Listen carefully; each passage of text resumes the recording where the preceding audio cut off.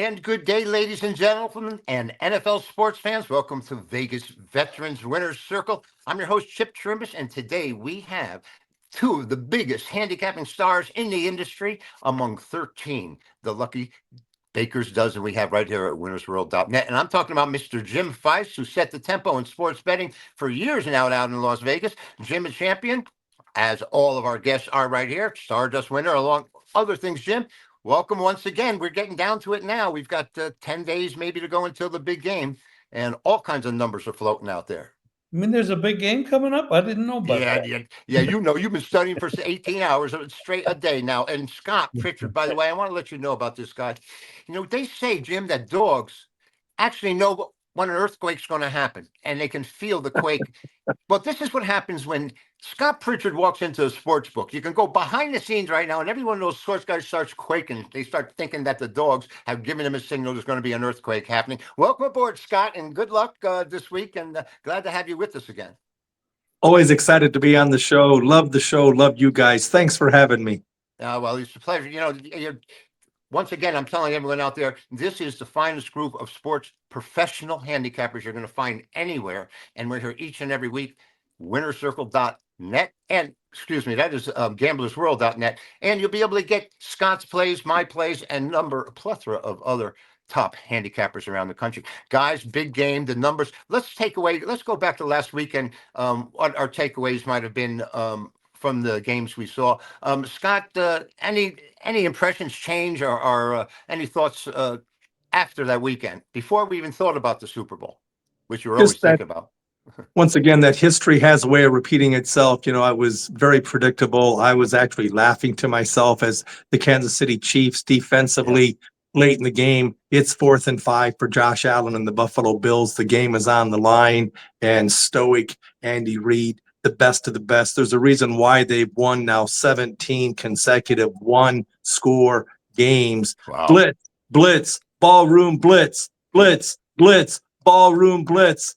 I mean, it was just phenomenal. The week before against Houston, they had not 2, not 4, not 6, but 8 sacks. As good as this team is offensively, I love the defense. So, yeah, congrats to the Chiefs. They're one game away from winning it all again. Jim, were you surprised at the way Washington handled Philadelphia? I mean, Philadelphia handled Washington? No, not really. No. I know you were telling us last week right here that you liked Philadelphia entering the game. I remember that. Well, you had three contenders in the Final Four and one pretender, and I'm not taking anything away from Dan Quinn and what he accomplished there with Daniels. They had a great year, surprised a lot of people, and the future looks very bright for them. But they were a team that raised to the level where they weren't ready to compete. Their defense was never good. Right. And the Philadelphia offense is hard to stop. Even the Chiefs are going to have trouble stopping them. And that's when you analyze the Chiefs and Eagles in the next game, that's one of the critical issues. There are edges on both sides, but one of the critical issues is the Eagles offensive line, and of course Saquon Barkley, and what they do with that running game, which is very difficult to stop. Well, how about Jim? Stop it. The first play of the game, he went 60 yards. And, you know, you could, if you watch him and you see this, Scott, as well, he was looking at the end zone from the time he got to the line of scrimmage. You can see the way he was setting up the defensive backs, and he was thinking score all the way. Breakaway speed, he's so quick. I'm sure the Giants would have been a little bit better, but I don't know how much better. But he certainly turned his Eagle team around. They folded last year at the end of the year, losing 5 of the last 6, getting crushed in the playoffs. One of the things I got out of this was I think there's a big flaw in the NFL rules right now, and tell me if you agree or disagree. When one of the clubs on the weekend decided to go for an extra point and kick it from the 15, there was an offside, the first 14-yard offside penalty I've ever seen, because when they moved the ball 5 yards, all of a sudden the club decided to go for 2. And don't you think if they lined up for 1 on the kick and they had a 5-yard offside penalty, the ball should be moved to the 10 and not have the choice of moving it all the way to the 1-yard line and go for 2? I just thought that was an outrageous penalty call, and the enforcement to me was ridiculous, actually. I don't understand how there can be a 14-yard offside penalty. Well, there's a lot of rules in all sports that could be reanalyzed and thought out by smarter people in a different setting. So I'm not going to get into one play. I mean, there's the argument between college and pros when there's a pass interference on a 50-yard pass. Do you take the ball to where Right. the 50 yards, or do you take it 15, which what they do in college? So there's arguments on all these rules. It's not easy. There's no perfect answer to anything. But Jim, I think that the idea of going for 1 point and then having the ability to go for 2 from the 1 yard line, it just seems like an injustice to me. Although, Scott, if they're offside 3 straight times, do you know that a touchdown can be awarded to the team without having to run a play? I do now, based on what I watched over the weekend. Right. But to Jim's point, I try not to get lost in things that I have no control Right. over. And as far as the rules and the changes, if it's addressed during the off season, great. If not, Jimmy crack corn, and I don't care. Now, you have 2 big losers out there this weekend. What do you think the futures are for them? Do you think next year you might see them in the same position? Was it an anomaly with Washington, or is Buffalo just getting tired of the wheels falling off every year? Well, I think Washington, the fact that they just couldn't stop the run, which played into the strength of Philadelphia, the fact that it was not the first, second, third consecutive road game, it was the 4th consecutive road game for Washington. Daniels doesn't play like a rookie, but the fact is, people lie, numbers don't. Rookie quarterbacks in the championship game, not to mention on the road, 0-6. Washington will be fine. Quinn, the coach, surprised me, was not a big fan of his before, but the players bought in. He did a tremendous job. And let us not forget, Washington, they didn't win the division. So they're going to come back with somewhat of a favorable non-division schedule. So they will be a team to be reckoned with the next few years. Jim, I sort of agree. I think Washington might be to have the more upside than Buffalo here, but when is Josh Allen going to make it? Well, it's not Josh Allen's fault. Right. Quarterbacks don't win games by themselves. Right. And the same thing in basketball or baseball. You don't win by yourself. It's a team game. It's not like tennis. Tennis, it's one player against one player. That's a different issue. This is a team game. You don't win by yourself. Dan Quinn has matured over the years. He had the game 28-3 over New England. They blew that game because they didn't manage their favoritism going into the second half. But during those years, then he goes off to Dallas, defensive coordinator. Now he's got another chance at head coaching. He's a smart man. He knows the game. Right now he's got a pretty good offensive coordinator as well, who also failed at the head coaching position. But he's chosen to stay because right now Washington looks like a team that easily could win this division next year. Dallas and the Giants are not going anywhere. Jerry Jones has totally corrupted the Dallas Cowboys, and the Giants can't do anything right. So Philadelphia is probably going to fall off. They got some older veterans. They're going to have to pay some different people. They're going to lose a couple people. That happens because of the way the system is set up. Washington looks like a team that's for real and could win this division next year. The East was quite surprising with it was going to be either Washington or Philadelphia coming out of the East into the Super Bowl. All right, now first impressions of the game when I saw Kansas City open. We'll get to the game and actually before that, give us a like and subscribe out here. We are winnerscircle.net, and this is the Vegas Veterans, of course, NFL edition. The line opened with Kansas City, a small favorite, I believe it was, and my first impression was that Philadelphia is going to end up going off the favorite. Jim, do you think they will, or do you think the line's going to hold steady and there'll be enough Kansas City action? Actually, I was thinking the same thing this morning. There are definite edges. The roster for Philadelphia is actually better than Kansas City. Right. So if you look at the offensive line, defensive line, you look at the issue with the offensive line with left tackle, they've had an issue there protecting Mahomes. So they've had to move a player over from the right side to help do that. If you go back to when they actually played Tampa Bay and they lost that Super Bowl, it was because of the offensive line being weakened and Tampa Bay ran over them because of that. We have a little bit of that issue in this game. However, the edges for Kansas City are big. You got maybe the best head coach that's ever played the game. You got Nagy, and you got the best defensive coordinator in Spagnuolo. That alone makes it all switch over. And you have Mahomes, who knows how to win. Yes. The incredible thing about winning 17, I believe, straight games by one score. I mean, this is like amazing. Yeah, So certainly is. these guys know how to win, and I know what it means to know how to win, because in the big moments, are your players, who are the ones on the field, are they going to play like they're champions, or are they going to fold? This is a very difficult game to analyze because of the situations. Now, if the offensive line for Kansas City was totally whole and healthy, no question it would be Kansas City. The Eagles could go off the favorite because of the massive edges they have at running back, offensive line, defensive line. They have better talent. They have more professional stars, let's say. They're all pros. But you talk about really stars, they have them. And you got Saquon there. The question is, do you match up the head coaches? Who do you like? Do you match up the defensive coordinators? Who do you like? Do you match up the quarterbacks? Who do you like? You look at the pedigree of who's been able to win the close games. Right. Who do you like? So you got the edges on one side, and you got other edges on the other side.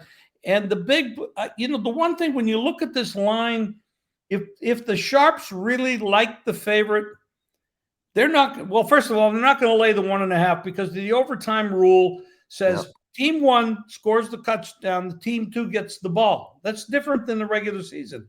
Now, if they score a touchdown, they are forced to go for 2, which means one team could win by 1, right? Which makes laying 1.5 in the game is like laying 3. Well, they for the most part, lay the money line. They for the most part would play the money line, exactly. But yes, you do not lay the 1.5. You can take it if you want to, but don't lay it. You mentioned Mahomes, and he's a plus $1.05 to be the MVP, Scott. Barkley's plus an even larger number here.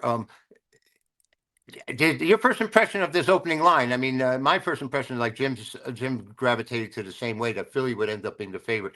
Do you see it moving? I respect the Eagles, but at this late date, my friend, I don't know how objective I can be. Jim has seen my ticket. I've been doing radio and TV since August, when I said KC has the inside track for a three-peat, and they will play the Philadelphia Eagles in the Super Bowl. And because I have a big mouth, I have to bet big money. I put my money where my mouth is. After week 5, I bet an exacta the Chiefs to beat the Eagles in the Super Bowl at a place called circa 55 to 1 odds, $4,000 to net 220, getting back 224,000. So right after that game, I was able to catch Eagles +2, reduced VIG -0.8, -0.9. So I hear and respect everything that Jim says about the Eagles, but the odds makers are telling you, boys and girls and members of the jury, they're telling you that it's going to be a coin toss, that it's going to be a tight 1-score game. Never bet on a streak to end. The Chiefs, I just said, I'm going to keep repeating it. The Chiefs have won 17 straight 1-possession game. So if this is a 1-possession game, you never bet on a streak to end. Why? Because you can only lose one time. If you started betting the Chiefs in 1-possession games, as far as money lines, after 1, 2, 3 times, you would be 14, 15-0. Again, the reason you ride the streak, win or lose, is because you can only lose one time. So give me the Chiefs and see the cashier. All right, there you have it. You got insights from a professional sports handicapper, professional sports gambler in Las Vegas. And Scott, thank you. I mean, that's incredible. You've got that kind of action. You had that kind of foresight. You saw it ahead. Like I said, though, my first impression is that the public is thinking that Philadelphia is the stronger team. And if they had come up 1.5, I wouldn't have been surprised. And I won't be surprised if it goes off that number, because in spite of the streak, Scott and Jim, and how Kansas City has Mahomes and knows how to win, I think the public sentiment believes that this Philadelphia team is just stronger, better personnel, and it'll come down to a victory. Oh, now listen out there. You can always, aside from giving us a like, make sure you get to watch Winner's Circle each and every day right here, gamblersworld.net. And Jim sometimes appears. I'm on, Scott's on, Mark Lawrence, Matt Fargo, hosted by Sean Higgs.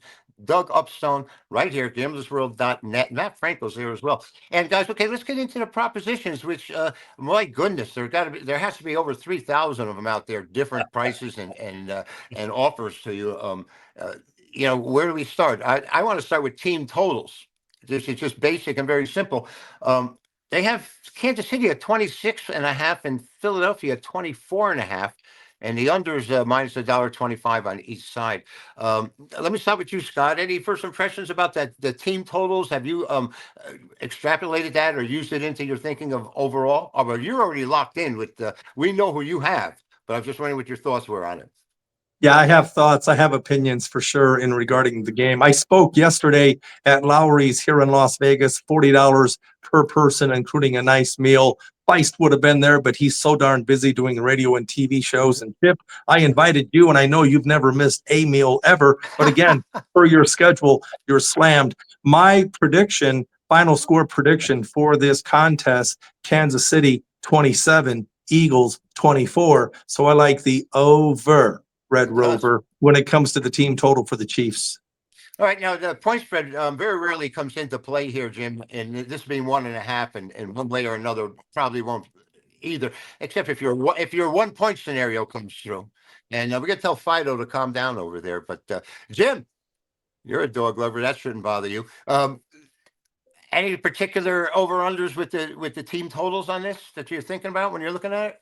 Well, I already bet, but I got a better number. Kansas City over 24.5 total points for Kansas City. It's up to 26.5 now. I like the game over as well. And I do favor Kansas City. And I favor Kansas City because of the things I mentioned. The coaching edges, a lot of the defensive credit, you always give credit to the head coach. And Andy Reid's been an amazing head coach. But Spagnuolo is amazing, and his blitzing, he doesn't run the same blitz all the time, which is different than most defensive coordinators. He is a package of blitzes. Like last year, you saw the defensive back blitz. He hadn't done that all game, but in that one case where it was 4th and 5 and Allen's dropping back the pass, he blitzed the back. Right. He didn't. Okay, so and it came from nowhere and nobody was there to block it, and it made Allen have to throw off balance, wild throw. It could have got caught, but it didn't get caught. And this is what makes them different. They play outside the box. That's why Kansas City is the favorite, because of those coaches and because of Mahomes, because this track record, and Scott mentioned it, you just keep playing the streak. You could only lose once. Yeah, they can lose. They played this team 2 years ago. It was close. They played a lot of close games. Yeah, you can lose, and eventually they will lose. However, and you don't know. In the game, there could be a key injury to anybody that could change the whole game. So, yes, but I like there's a lot of games. I like Hurts for an anytime TD. Right. I like Hurts for over rushing yards. There's a lot of plays I like in this game. And there's 500, 800,000 propositions. It takes 24 hours a day just to analyze the propositions. How'd they come up with so many? But that's where the edges are. There's really, the game is so close. Edge on both sides. Anything can happen. A fumble here, a fumble there. But the propositions, they're not going to take a lot of money on the props. The bookmakers are smart. They might take a 500, some take 1,000. Rarely you'll get somebody to take $3,000-$5,000. Right. But when Scott was talking about his ticket, and I seen his ticket, $4,000 to win $255 or whatever it is, it's pretty amazing. And he's a positive EV player, which is expected value. That's it. There's more. You can pick games, but if you don't know how to bet, you're probably not going to win. Right. Well, Scott's the kind of guy, he knows how to pick games. He knows how to see what's going to happen down the road and around corners, and he knows how to bet. That's why he's a winner. And we all come from that school of thought. You must not only pick some winners, but you also know how to bet and manage your money. And it's amazing to me about how he backs his opinion up when he believes in it so strongly. Scott, we have some we'll do a couple little props. I mean, you had mentioned that you like the idea of Barkley having more than 1.5 receptions for the game. I was surprised that it was so low. Um, where did you find that? And are there other numbers about receptions for him that are different than that? Well, first of all, understand that it isn't how many times he's thrown to. It's not how Right. many attempts. It's he has to have at least 2 receptions. So my Right. over is over 1.5 minus $1.65. I'm sure that's been bet Wow. up. I tend to see things before it happens, but I have 14 different outs. So I'm a cherry picker. I spot my picks, pick my spots, and try not to pick my nose. So the key here is value, value, value. The reason I like Barkley as a running back receiver coming out of the backfield is because the strength for Philly is also the strength of KC. KC rush defense. No one has run the ball against KC the entire season. And do you really think the best coach on the planet, Andy Reid, is going to allow Barkley to score on a 60-yard plus play on the first play of the game? Are you kidding me? How about a little preparation? Number 26 for the Eagles. He's pretty good. Just like number 23 for the Bulls, you might want a game plan for the guy. So I don't think, as good as Barkley is, he's going to have a great, great, great rushing game because Reed is going to attempt to take him out of the game. Right. But you can't stop everything. So that's why I feel, from a professional sports betting standpoint, that swinging him out, getting him outside, little screen pass, a little dink, a little dunk, grab and go, 1.5 over minus 165. I don't like laying big fat juice, but this is cheaper than your prom date's perfume. Well, the rub there is that you are laying $1.65. And Barkley is $1.90 to score a touchdown, anytime touchdown in the game. Well, there's Jim, also one thing to add into that, to go along with that.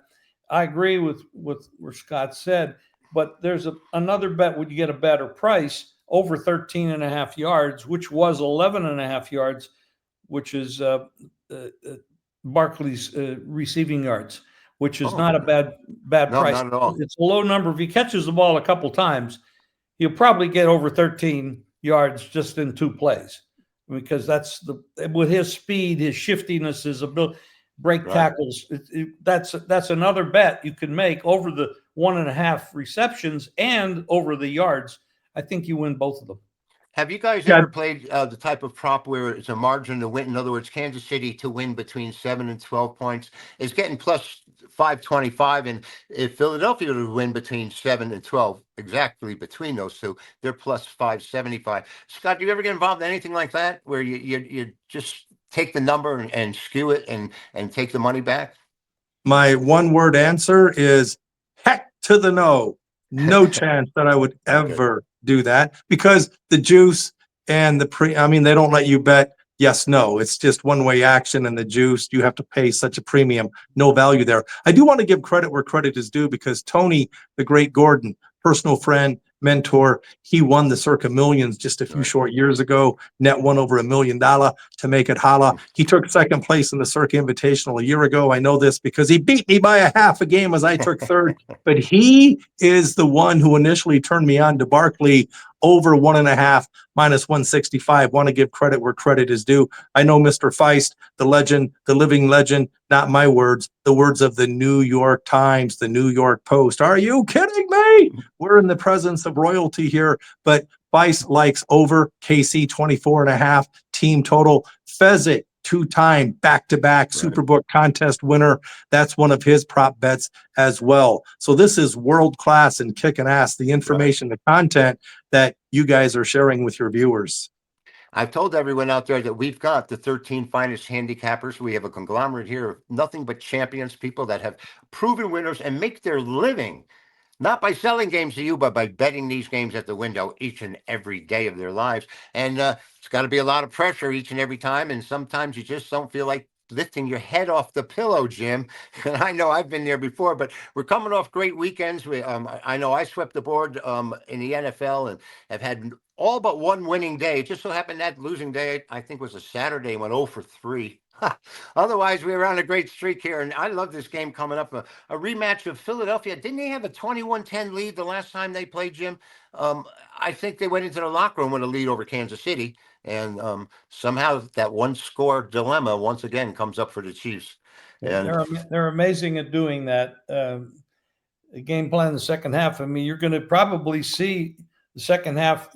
I mean, generally speaking, the way these teams play, you're probably going to see the second half be over a higher scoring second half than your first half. That's normally the way it goes, and it probably will work out that way this year. You know, Jim, when I looked at the game myself, and as we observed all weekend, I marvel at the speed that this Philadelphia Eagle team has. I mean, they've got outside speed, and they got receivers, and guys that won, I think, Heisman trophies as receivers, or at least were candidates.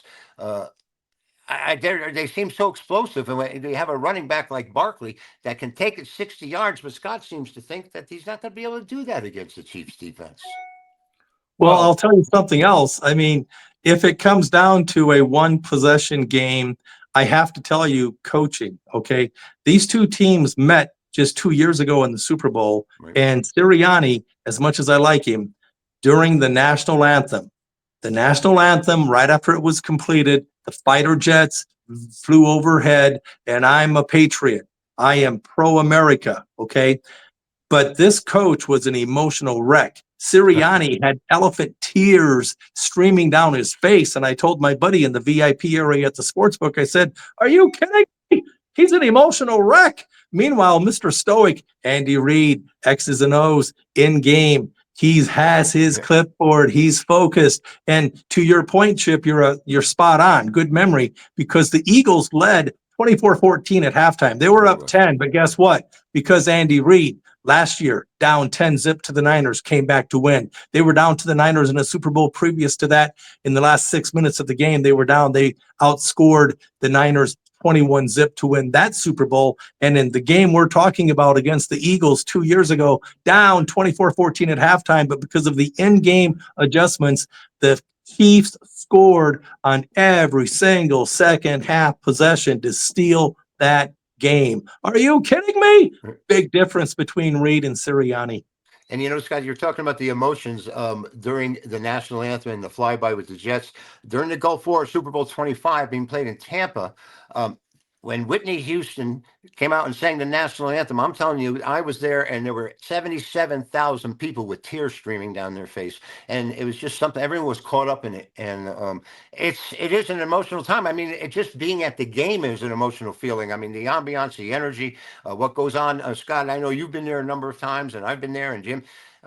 It's just an incredible feeling, and I can understand these guys being overwhelmed by it, because I was among 77,000 that had tears streaming down my face. But anyway, Chip, I'm glad you brought that up, because that was back during the Iraqi war, and they did not allow us to take cameras to that game for security reasons. But I'm a grown ass man, and I'm stoic. Okay, grown men, grown leaders don't cry. Okay, I had tears in my eyes at that game. It's just amazing to me that you and I, our paths have crossed so many times.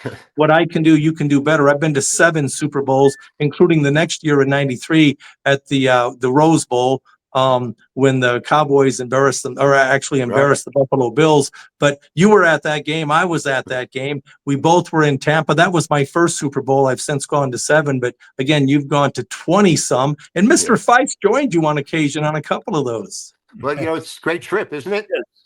Yes, we did. We had a few. And you know, a couple Final Fours as well. And, yeah, we got run off our seats a couple times too.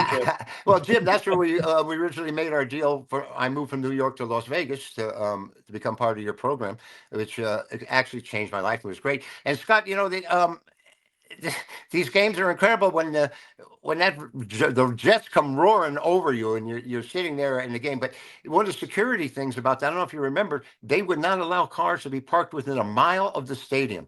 Jim, we had to walk forever to get there, but that was the greatest of all time in my mind anyway. So listen, we're going to be back here again next week, and we're going to give you all the final analysis of the Super Bowl and the big game, probably come more specific on some of the props, had more time to let them sink in. And Jim, thank you very much. I appreciate it, and always a pleasure. And good luck this weekend. NCAA basketball is now going to be most of our prime focus the rest of the way out until at least April. And Scott, thank you very much once again. Hey, listen, good luck and congratulations with the future plays that you've made. And that's why we're here, to let everyone see and understand what winners do. Scott Pritchard, Jim Feist, I'm Chip Chirimbes. Thanks for viewing. We'll catch you again next week. Good luck, everyone.